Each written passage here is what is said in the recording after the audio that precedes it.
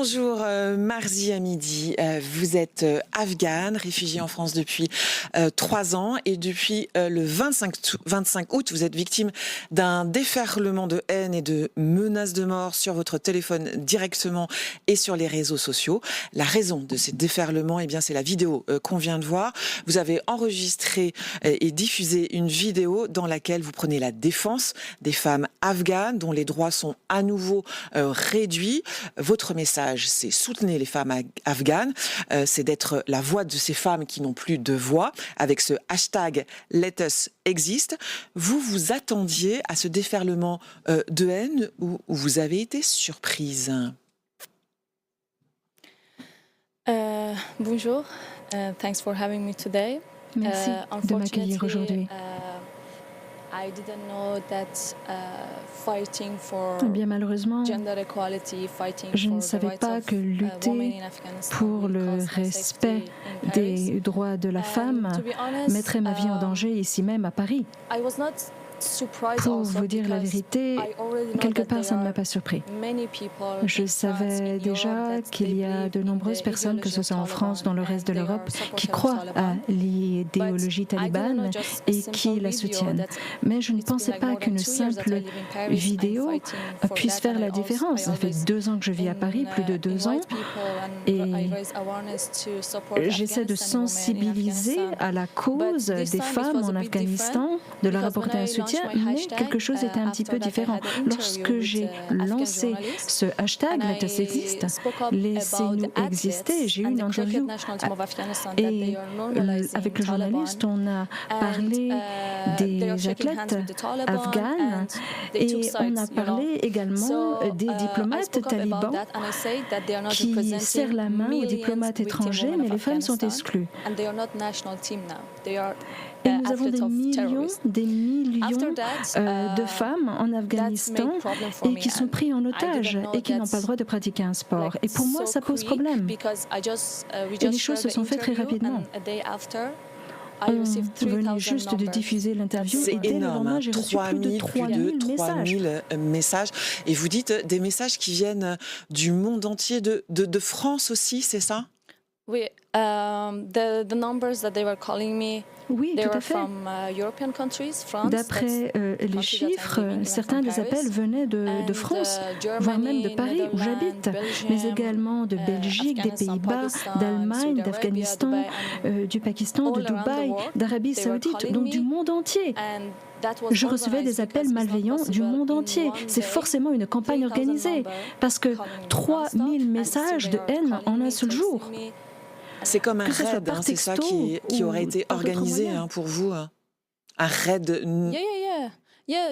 Yes, for sure. Because Oui, absolument. first, when Je we suis la published the cible d'une interview, véritable campagne I saw organisée. that Lorsqu'on a I saw many publié hateful comments, l'interview, and they j'ai were vu making énormément de videos against commentaires me. de haine Even in a TV et show, des the vidéos Taliban spoke up à against mon me. They encontre. said that this girl Même dans des is a programmes shame for télé, Afghanistan and she des doesn't have this Afghans right qui to talk disaient like cette this. femme fait honte à notre So- pays, Mais elle c'est n'a pas le pire droit que de ça, parler c'est ainsi. pire que les critiques sur comme quoi vous seriez une honte pour l'Afghanistan. On vous menace de mort, on vous menace de vous violer, c'est bien ça? Yeah. I received, Absolument. even they J'ai send me the reçu des video, menaces de the mort et de pictures of their viol. body, their Ils penis, and they are m'envoient like, we want des to rape photos de you. leur pénis, and, des menaces de viol. It's so violent, even the messages they C'est une send telle me, violence. and Tous ces messages. they write me that we will cut your head. Ils m'écrivent « Attention, on va te décapiter ». Ils menacent de me couper la tête, de me violer. Et je reçois ça au quotidien. On vous critique aussi sur votre tenue occidentale. On le voit, vous êtes une jolie jeune femme, maquillée, les ongles peints. C'est aussi à travers votre tenue vestimentaire, vos choix, c'est aussi une façon de combattre, de vous affirmer avec tous ces attributs féminins, c'est ça? Yes, sure. Because Absolument. Since I left my country and I decided to Depuis que live j'ai the way quitté I mon pays want, et they were not depuis que happy j'ai of me, and décidé they de were always vivre ma vie complaining selon mes that propres you are termes, living in the West standards.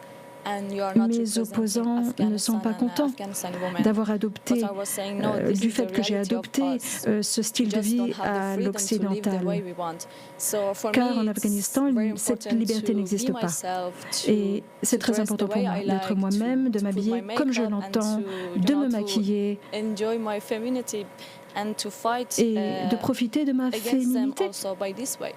Effectivement, ça fait partie vous de la lutte. avez aujourd'hui un très beau sourire avec nous sur ce plateau. Malgré les menaces de mort, vous êtes désormais sous protection policière. J'imagine que votre quotidien a été chamboulé depuis l'apparition de cette vidéo. Comment ça se passe pour vous à l'heure actuelle? Eh bien, c'est ma maman qui m'a appris qu'il faut toujours garder le sourire, même lorsque les temps sont durs. Vous savez, moi je luttais contre les talibans même quand j'étais en Afghanistan et je ne veux pas leur donner ce plaisir de savoir qu'ils affectent ma vie. Non. Je suis en sécurité à Paris, je vis ma liberté, mais effectivement, depuis cette vidéo, ma vie a complètement changé. Je ne peux pas déambuler dans la rue, je suis sous protection policière, je ne peux pas aller où je veux. La vie est devenue très difficile et je ne sais pas ce que va apporter l'avenir. Je dois me cacher, tout simplement parce que j'ai péché par honnêteté et je ne peux même pas rester chez moi. Je suis, voilà. On a parlé de ces messages de haine. Est-ce que depuis on sait que vous êtes menacé de mort, est-ce que vous avez reçu des messages de soutien de personnalités françaises, de féministes?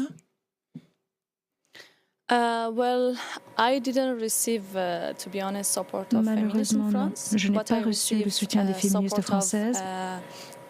En revanche, j'ai reçu le soutien du président du Sénat, du ministre des Sports, de la mairie de Paris, du ministère de l'Intérieur, qui m'apportent tout leur soutien et l'expriment.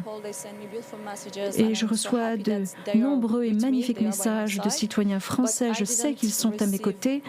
Malheureusement, je n'ai pas reçu le moindre soutien des féministes françaises. Surprise, déçue, choquée?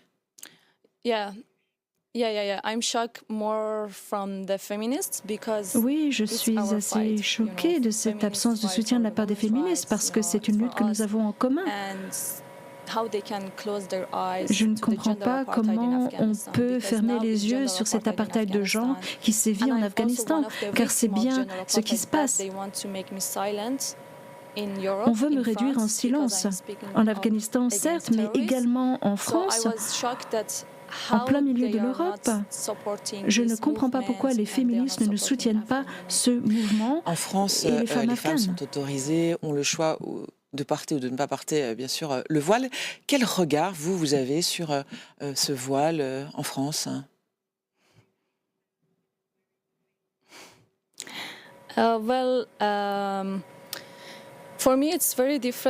mon sens, les choses sont très différentes en France. C'est notre corps, c'est notre vie, c'est notre choix. Chacun fait ce choix de s'habiller et de quelle façon s'habiller. Les choses en Afghanistan sont différentes. On n'a pas le choix en Afghanistan. Et on peut mourir d'avoir fait le choix de la liberté. En Afghanistan, on estime que le hijab définit l'identité de la femme. Mais non, pas en France. J'ai une identité même si je ne porte pas l'abaya, même si je ne porte pas le voile. Donc je suis choquée par ces femmes en France qui décident de porter le voile, mais c'est leur choix. L'essentiel, c'est la lutte. Votre message de la vidéo ne s'adressait pas spécialement aux talibans, mais plutôt à l'Occident. Vous pensez que le monde occidental oublie les femmes afghanes? Oui, malheureusement.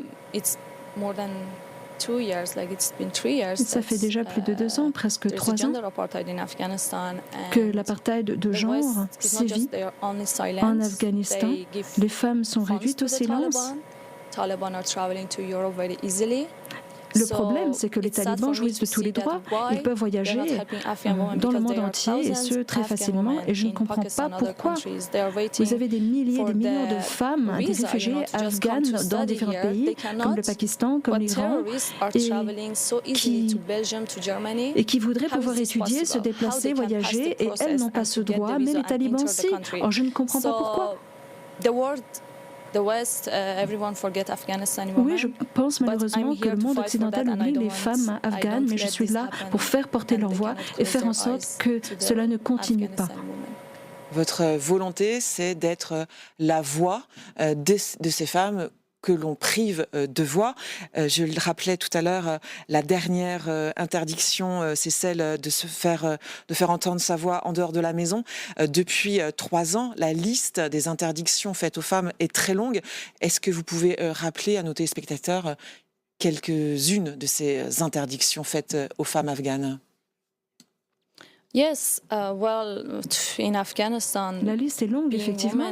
En Afghanistan, lorsqu'on est une femme, on n'existe pas, tout simplement, on est invisibilisé.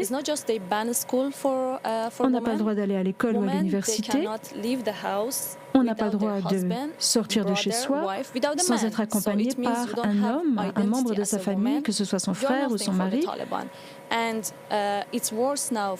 Et les choses se sont aggravées au quotidien pour les femmes en Afghanistan. Si on fait porter sa voix, on est incarcéré, on est violé, on est menacé, on est tout simplement assassiné. Il y a tant de femmes afghanes qui ont disparu, on ne sait pas ce qui leur est advenu. Et il y a énormément de corruption. Mais les femmes sont vraiment victimes au premier chef. Les temps sont sombres. La vie est dure pour les femmes afghanes en ce moment. Et ça n'est pas simple de faire porter la voix de celles qui n'en ont pas. On est en but à des attaques terroristes, mais je ne parle pas uniquement des terroristes en Afghanistan. Cette mentalité sévit dans le monde entier. Ils sont partout. Les porte-flingues des talibans sont partout. Il est important d'agir pour se battre contre cet état de fait, mettre fin au soutien qui est apporté aux talibans. Ma consoeur et collègue Stéphane Kovacs, dans une interview parue ce week-end, vous avez l'impression que les Français ferment les yeux. Hein.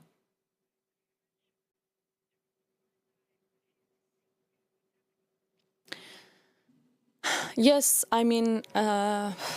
Effectivement, et j'en suis l'exemple frappant. J'en suis le parfait exemple. Moi, j'ai eu de la chance.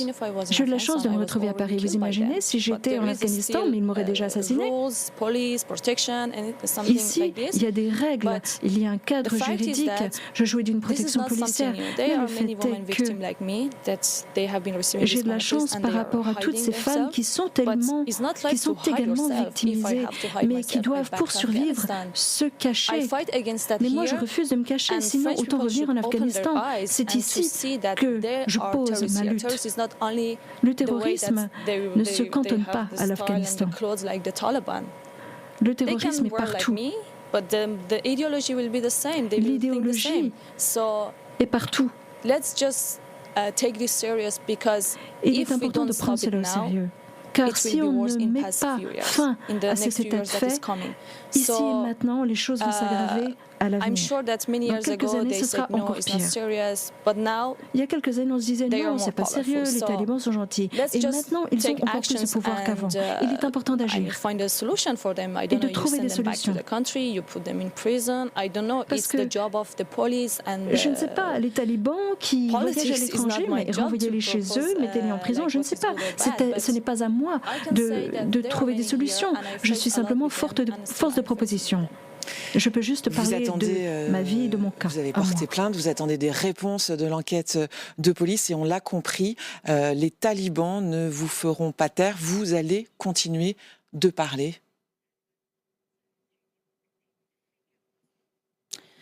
Yes, for sure. I mean, it's their goal de faire porter ma voix.